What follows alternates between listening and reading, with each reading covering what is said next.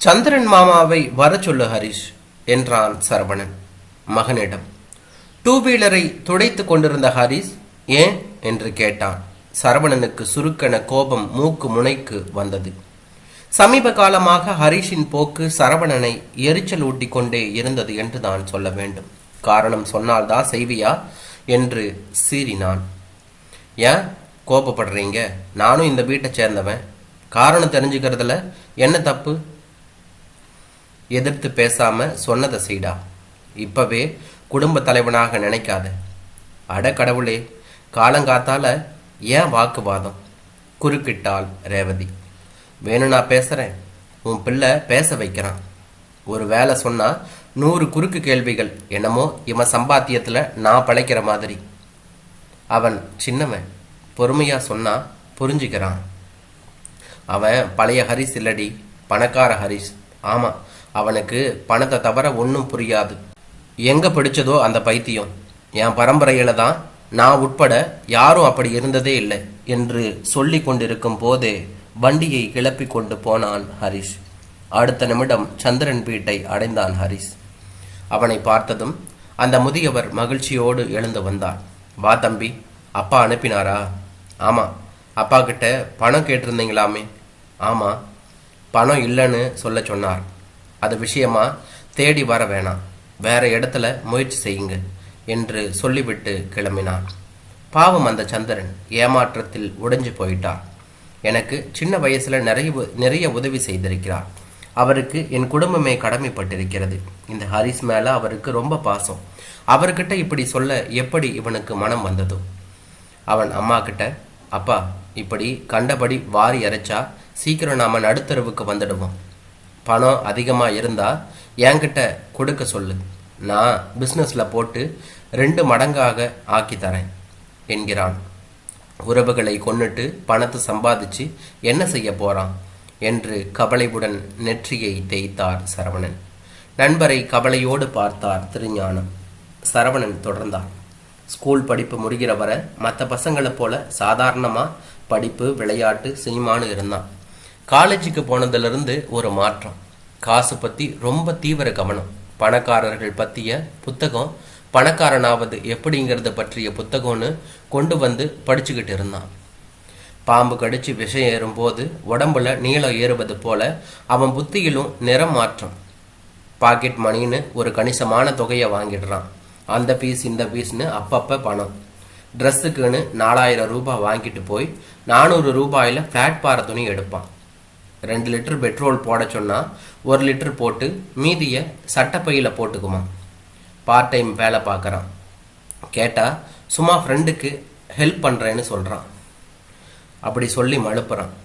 உறவுகளை கூட செலவுகள்னு பார்க்குற அளவுக்கு மன திரிப்பு அவனுக்குள். ஊரிலிருந்து ஒரு நாள் என் தங்க வந்தான். இவன் என்றால் அவளுக்கு கொல்ல பிரியும். இவனை பார்க்க தான் கோயம்புத்தூரிலிருந்து கிளம்பி வந்திருக்கிறான். அவளுக்கு புது துணி எடுக்க போனால் ரொம்ப காஸ்ட்லியாக எடுத்துடாதீங்க, அத்தைக்கு சிம்பிள் புடவையே போதும்னு அவ காது பட சொன்னான். கூசி குறுகி போயிட்டா. இப்படியே போனா என்ன ஆகுது? இப்பவே படிப்பில் கவனம் போயாச்சு. இந்த செமஸ்டரில் 3 பேப்பர் அரியர்ஸ். கேட்டா பணக்காரனாக படிப்பு தேவையில்லை, அது வெறும் கிளர்க்குகளை உருவாக்குற வேலை மட்டும்தான், அதுக்கு தான் பயன்படும் அப்படின்னு அலட்சியமாக சொல்கிறான். கவலையாக இருக்கு திரு, என்ன செய்யட்டும்? தம்பிக்கிட்ட நான் பேசுகிறேன் என சரவணன் கைகளை பற்றி ஆறுதல் சொன்னார் திருஞானம். அங்கிள், அப்பா என்ன சரியாக புரிஞ்சுக்கல. இவரை போல சராசரி வாழ்க்கை வாழ நான் விரும்பலை. வாழ்க்கை ஒரு முறை தான், அதை வசதியாக வாழணும். அதுக்கு இப்போதிலிருந்தே காசில் கவனமாக இருக்கிறதுனால என்ன தப்பு? I want to be rich. பணம் வந்துவிட்டால் வேண்டியதெல்லாம் நட்பு உட்பட எல்லாம் தேடி வந்துவிடும். நினைச்சதை செய்கிற சுதந்திரம் வந்துவிடும். இது புரிஞ்சதுனால தான் மேல் நாட்டில் பணம் குவிக்கிறாங்க. நம்ம நாட்டில் பணக்காரனாவதை ஏதோ பாவக்காரிய மாதிரி பார்க்குறாங்க. அப்பா மாதிரி உங்களை மாதிரி 10 தேதி வரை சம்பளத்தை வச்சு சமாளிச்சுட்டு 11ஆம் தேதியிலிருந்து கடன் கிடைக்குமா, கைமாத்து கிடைக்குமான்னு அலைய நான் தயார் இல்லை. எங்கள் தலைமுறையும் தயார் இல்லை என்றான் ஹரிஷ் திட்டவட்டமாக. வெரி குட் என்றார் திருஞானம். எங்க வாழ்க்கையிலிருந்து பாடம் கற்றுக்கிட்டு ஒரு மேலான வாழ்க்கை வாழ விரும்புகிறேன். உனக்கு என் வாழ்த்துக்கள். நீ முக்கியமான நபர் ஒருவரை சந்திக்கணும். உனக்கு அவரால் பல வகையில் பலன் இருக்கும். அவர் பணக்கார பிஸ்னஸ்மேன்.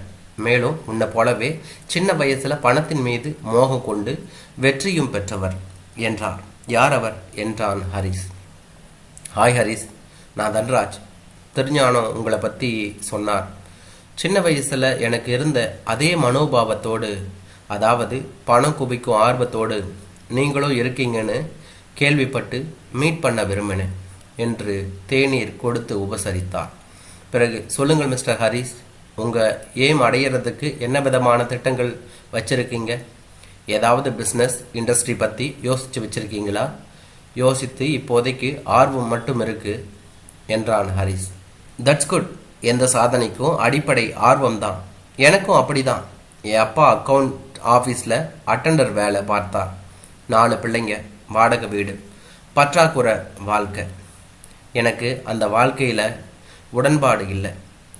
பண வேட்டையில் இறங்கினேன். 10 ரூபாய் கிடைக்குமென்றால் போதும், சட்டத்துக்கு உட்பட்ட எந்த வேலையும் செய்வேன். கொஞ்சம் பணம் சேர்ந்ததும் பொருட்களை குறைந்த விலைக்கு வாங்கி வேறு இடத்துல அதிக விலைக்கு விற்றேன். அதுவே என்னை எக்ஸ்போர்ட் பிஸ்னஸில் இறக்கி பணக்காரனாக்கியது. நான் நினச்ச பல கோடிகளை சம்பாதிச்சிட்டேன். என்ன வருஷம்தான் கூடுதலாகிட்டது. 50வது வயசில் தான் கனவு ஈடேறிச்சு. அதனால் என்ன, நான் கோடீஸ்வரன் ஆகிட்டேன். சமுதாயத்தில் மதிப்பு, மரியாதை, பாராட்டு, பதக்கம் எல்லாம் வந்ததும் ஏதும் வராதது போல ஒரு ஏக்கம் என்று நிறுத்தினார்.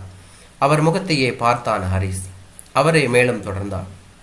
எப்போதுமே பணம்னு தான் தேடிக்கிட்டு இருந்தேனா, அதில் நான் என் இளமை காலத்தை இழந்துட்டேன். கலகலப்பாக ஓடி ஆடி துள்ளி தெரிய வேண்டிய கல்லூரி காலத்தை மிஸ் பண்ணிட்டேன்.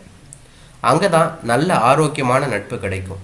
அந்த அற்புதமான வாய்ப்பை நழுவ விட்டதோடு உறவுகளையும் உதறிட்டேன்.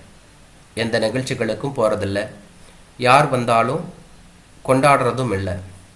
இப்படி இருந்ததால் உறவுக்காரர்கள் விட்டு விலகிடுவாங்க என்றார் அப்பா. பணம் வந்தால் வந்துடுவாங்கன்னு நான் சொன்னேன். அது அவ்வளவு சரியில்லைன்னு நினைக்கிறேன். உறவுகள் மரியாதைக்குரிய எல்லையில் நிற்கிறாங்களே தவிர பாசத்தோடு அணைக்கலை. அதைவிட கொடுமை, நான் நெருங்கி போனால் வேசங்கிறாங்க. நட்பும் அப்படிதான். நல்ல நண்பர்களை அடையாளம் கண்டு பழக முடியலை. இவங்க பணத்துக்காக பழகுறாங்களேன்னு சந்தேகம் வந்து நல்லவங்க யாரு கெட்டவங்க யாருன்னு இனம் காண முடியாமல் தவிக்கிறேன். என்ன ஒரு கொடுமை! அவ்வளவு ஏன், என் பிள்ளைங்களே தேவை இருந்தால் மட்டும்தான் கிட்ட வராங்க. அன்பா பாசமாக பழக வரமாட்டேங்கிறாங்க. எப்படி வருவாங்க? அவங்க பிறந்தப்ப அவங்க பக்கத்தில் இருந்து கொஞ்சி விளையாடி கேட்டதை வாங்கி கொடுத்து உறவாடி இருந்தால் ஓட்டி வருவாங்க. நான் விசிட்டிங் ப்ரொஃபஸர் மாதிரி விசிட்டிங் ஃபாதராக இருந்ததால் அட்டாச்மெண்ட் எப்படி வரும் என்று கசப்பாக சிரித்தார். பிறகு நான் வாழ்க்கையை தலைகீழாக வாழ்ந்துட்டேனேன்னு ஃபீல் பண்ணேன். அதாவது படிக்கிற வயசில் படிப்பு, வேலை செய்யும் காலத்தில் வேலை, காலத்தில் கல்யாணம், குடும்ப தலைவனாக செய்ய வேண்டிய கடமைகளை செய்தபடியே கூடுதல் வருமானத்துக்கான முயற்சி, உபரியாய் வரும் பணத்தை நல்ல விதமாக முதலீடு செய்து கொஞ்சம் லாபம் பார்க்கறதுன்னு தண்டவாளம் போல குடும்பம், தொழில் அல்லது வேலைன்னு வாழ்க்கையை கொண்டு போயிருந்தால் நிறைவாக இருக்குமோ என யோசிக்கிறேன். முழுக்க பணத்துக்கே முக்கியத்துவம் கொடுத்ததால இந்த வயசில் ஒரு வெறுமை தட்டுது. எதற்காக ஓடி ஓடி பணம் சேர்த்தேனோ அதுக்கு பணம் பயன்படவில்லை. பணத்துக்கு மேல் ஒன்று இருக்குது, அதை நான் அப்போது உணரலை. இதை உங்களை டிஸ்கரேஜ் செய்யறதுக்காக அட்வைஸ் செய்யறதாகவோ இல்லை ஜஸ்ட்டு சொல்லணும்னு தோணுச்சு, அதனால தான் சொன்னேன். உங்களுக்கு எது சரின்னு தோணுதோ அதை செய்யுங்க. எனக்கு நேர்ந்தது போல உங்களுக்கும் நேரும்னு கட்டாயம் இல்லை என்றார். புரியுது சார் என்றான் ஹரிஸ். வீடு திரும்பியவன் அப்பாவிடம் மன்னிப்பு கேட்டு தன் வசம் இருந்த 31,000 ரூபாயை அவரிடம் பொறுத்தான் ஹரிஸ். அதனுடன் சிறிது பணம் போட்டு புது பைக் வாங்கி கொடுத்தார் சரவணன். அதில் கல்லூரிக்கு போய் வந்தான் ஹரிஸ். அவன் சரியான பாதையில் பயணிக்க துவங்கிவிட்டான் என்பதற்கு சாட்சியாக இருந்தது அடுத்த செமஸ்டரில் ஒவ்வொரு சப்ஜெக்டிலும் அவன் வாங்கிய மதிப்பெண்கள் என்றான்.